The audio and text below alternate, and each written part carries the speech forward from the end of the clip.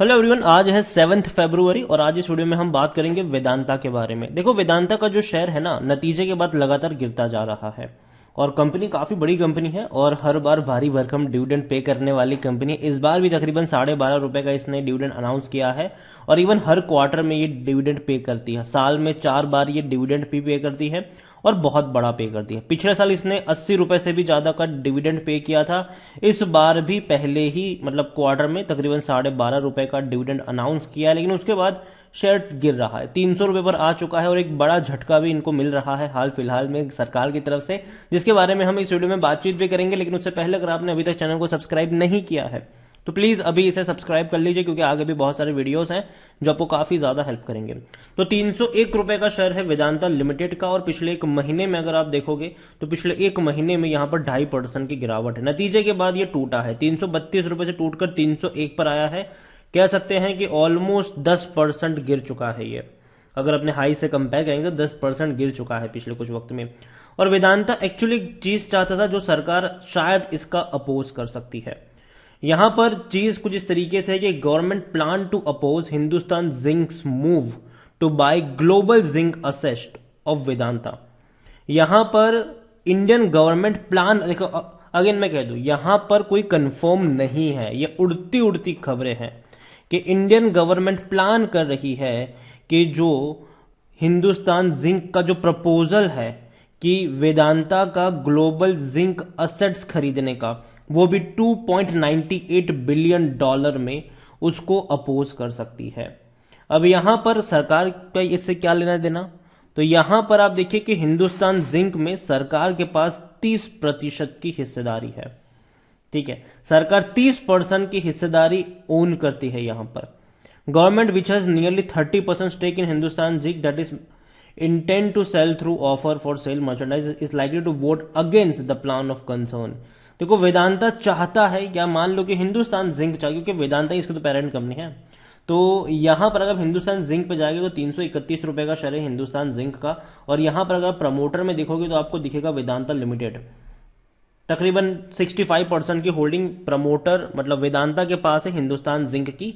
अब वेदांता ने ही प्लान करी होगी कि भैया अपना जो बिजनेस है, जो अपना ग्लोबल जिंक का जो बिजनेस है, ग्लोबल जिंक असेट्स जो है, वो हम हिंदुस्तान जिंक को बेच देते हैं और उसके बदले में $2.98 बिलियन ले लेंगे उनसे। ठीक है, तो ये जो प्लान था वो कहीं ना कहीं अब शायद सरकार इस पे पानी फेर सकता है। क्या करेगा कुछ भी कहना मुश्किल है, लेकिन अभी ये सारी उड़ती उड़ती खबरें हैं, अभी भी कुछ कंफर्म तो नहीं है। दूसरी एक बड़ी बात यहां पर यह है कि इसी महीने सुप्रीम कोर्ट की तरफ से भी एक फैसला आना है। इनका जो कोपर प्लांट है और उस कोपर प्लांट पिछले काफी टाइम से बंद पड़ा हुआ है। बीच में इनका प्लान था वेदांता का कि अपने उस कोपर प्लांट को वो बेच देंगे, लेकिन लास्ट में खबर आई कि अब वो कोपर प्लांट को ये बेचने नहीं वाले हैं, बल्कि प्लान कर रहे हैं कि वहां के लोकल लोगों से बातचीत करेंगे और दोबारा कोपर प्लांट को शुरू करने की कोशिश करेंगे। अब कोपर प्लांट शुरू हो पाता है कि नहीं, उसकी अगेन 21 फरवरी को उसकी एक हियरिंग है सुप्रीम कोर्ट में। अगर सरकार इनके फेवर में बात कहती है तो कहीं ना कहीं दोबारा वो प्लांट शुरू हो सकता है, लेकिन अगर इनके फेवर में नहीं आया तो वापस से भैया प्लांट बंद ही रहेगा। तो वेदांता को लेकर दो बड़ी अपडेट्स यहां पर इनके कोपर प्लांट को लेकर है। दूसरा इनका जो ग्लोबल जिंक असेट्स जो है, जो इनका प्लान था कि भैया हिंदुस्तान जिंक को चिपका दिया जाए और बड़ा पैसा उनसे ले लिया जाए, तो हालांकि सरकार शायद इसका अपोज कर सकती है और यही वजह है कि जिनकी वजह से शेयर में गिरावट भी और इवन क्वार्टरली रिजल्ट्स भी जो आए हैं वो उतने अच्छे भी नहीं है, मतलब एवरेज है यहाँ पर। ठीक है, 2,465 करोड़ का इनका प्रॉफिट रहा, जो पिछले साल 4,000 करोड़ से भी ज्यादा का था। 34,000 करोड़ के आसपास का रेवेन्यू रहा, जो पिछले साल भी इतना ही था। कंपनी देखी जाए तो लार्ज कैप शेयर है ये, 1,13,000 करोड़ से भी ज्यादा का इसका मार्केट कैप है। वॉल्यूम देखे तो 67-68 लाख के आसपास, मतलब अच्छे वॉल्यूम्स कह सकते हो कि यहां पर हमें देखने को मिल रहे हैं। प्रमोटर की बहुत बड़ी होल्डिंग जरूर है, लेकिन साथ में एक प्रॉब्लम ये भी है कि प्रमोटर की सारी होल्डिंग गिरवी पड़ी हुई है। और जिस तरीके का कांड अभी अदानी को लेकर हो रहा है, हर उस कंपनी डर के साए में है जिसमें भैया प्रमोटर की बहुत सारी होल्डिंग या तो गिरवी पड़ी हुई होती है या तो भैया कोई बड़ा कर्जा होता है। हालांकि डेट तो है, इनके ऊपर भी डेट तो है। ठीक है, according to money control user 20% लोग कह रहे हैं कि बेच दो, 73% लोग कह रहे हैं खरीदो, 7% लोग कह रहे हैं होल्ड करो। कंपनी में अगर आप देखोगे तो कंपनी डिविडेंड तो बहुत अच्छा पे करती है। और देखो मुझे ये कंपनी पसंद है, ठीक है, अगेन मैं वीडियो के शुरू में ही बता दूं कि कंपनी मुझे पसंद है, तो इसका मतलब ये ना निकाला जाए कि मैं बेचने की बात कर रहा हूँ, है तो रखे रहो पहली चीज़। लेकिन जो खरीदारी के मौके बनेंगे वो कहाँ पर बनेंगे उसके बारे में हम यहाँ पर बात करेंगे। पिछले साल इसने 80 रुपए से भी ज्यादा का डिविडेंड पे किया, इस साल 12.5 रुपए का पे कर चुके हैं, अगले क्वार्टर में भी पे करेंगे। और मुझे लगता है कि इस साल पूरे साल का अगर हम कंबाइन करेंगे तो मुझे लगता है कि कम से कम इस कंपनी में उतना पोटेंशियल है कि 70 से 75 रुपए का आपको डिविडेंड ही पे कर देंगे ये एक साल का। और कंपनी का जो रेवेन्यू वो काफ़ी हाई रहा, 2022 में 1,32,000 करोड़ से भी ज़्यादा का इनका रेवेन्यू रहा, जो कि काफ़ी अच्छा है। इवन 2023 में भी इससे ज़्यादा कहीं आपको देखने को मिलेगा। जहाँ तक बात करेंगे प्रॉफिट्स की, तो प्रॉफिट अच्छे थे, 23 से 24,000 करोड़ के प्रॉफिट थे, लेकिन इस बार प्रॉफिट कम हुए हैं क्योंकि मार्जिन प्रेशर बढ़ा हुआ है, सरकार ने बड़ा टैक्स भी लगाया है और इवन मटेरियल कॉस्ट भी यहाँ पर बढ़ा है। वेदांता को लेकर देखा जाए तो कंपनी में पी रेशो 6.45 का है, सेक्टर पी 13 का है, 60% एनालिस्ट कहते हैं खरीदारी करो, लेकिन कहां पर वो भी जरूरी है, ऐसा नहीं कि उठ के खरीदारी करने बैठ जाओ।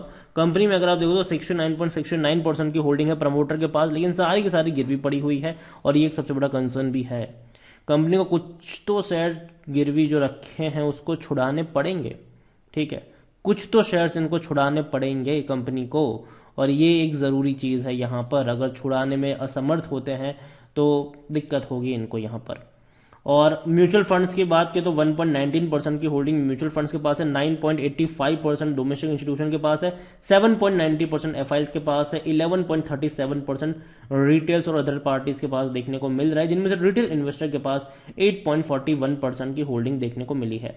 देखिए ओवरऑल वेदांता में मानता हूँ कि कंपनी बहुत अच्छी है, बहुत ही शानदार कंपनी, अच्छा खासा डिविडेंड पे करने वाली कंपनी। लॉन्ग टर्म में ये मान के चल रहा हूँ कि आने वाले दौर में जैसे जैसे ग्लोबली जो इकोनॉमिक स्लोडाउन वाली चीज़ें हैं वो थोड़ी कम होती जाएगी, तो मेटल के शेयर्स हैं वहाँ पर आपको एक अच्छा पुश देखने को मिलेगा, और ये कंपनी उसमें बेहतर कंपनी भी है डेफिनेटली। टाटा स्टील के भी जो हाल फिलहाल में रिजल्ट आए थे वो काफ़ी खराब आए थे, ठीक है, जिसकी वजह से आज टाटा स्टील में भी गिरावट है। वेदांता अगर आप देखोगे तो हाँ काफ़ी बड़ी गिरावट तो नहीं है, लेकिन पिछले कुछ दिनों में थोड़ा थोड़ा करके ये टूटा है, और यही वजह है कि अगर आप देखोगे वेदांता का शेयर्स तो वो भी तकरीबन 10% तो टूट चुका है यहाँ पर पिछले एक हफ्ते के अंदर। तो अगर 300 रुपए के नीचे जाता है, खास करके 280 275 का जो लेवल है वो मुझे लगता है कि बाइंग के लिए अट्रैक्टिव है। अगर खरीदारी करी है तो बने रहो, बेचने की पहली चीज जरूरत नहीं है, ठीक है।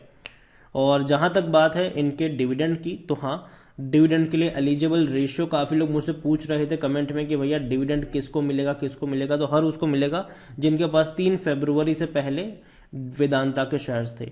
और डिविडेंड एक्चुअली में जो है वो शायद 15-20 दिन का टाइम पीरियड होता है, 3 तारीख के, मतलब मुझे लगता है कि शायद कुछ दिनों में मिल जाएगा, 1-2 हफ्ते में मिल जाएगा डिविडेंड यहाँ पर। तो अभी के लिए वेदांता लिमिटेड खरीदारी करिए, बने रहिए फ्रेश बाइंग की। जहां तक बात है 280 275 का जो रेंज है वहां पर आपको बाइंग के मौके ढूंढने चाहिए। वीडियो को यहीं पे एंड करूंगा, पसंद आया हो तो लाइक करो, शेयर करें, चैनल वगैरह पहली बार है तो प्लीज सब्सक्राइब करें। और वेदांता के बारे में आप क्या सोचते हैं वो भी आप मुझे कमेंट में लिखकर बता सकते हैं। Thank you.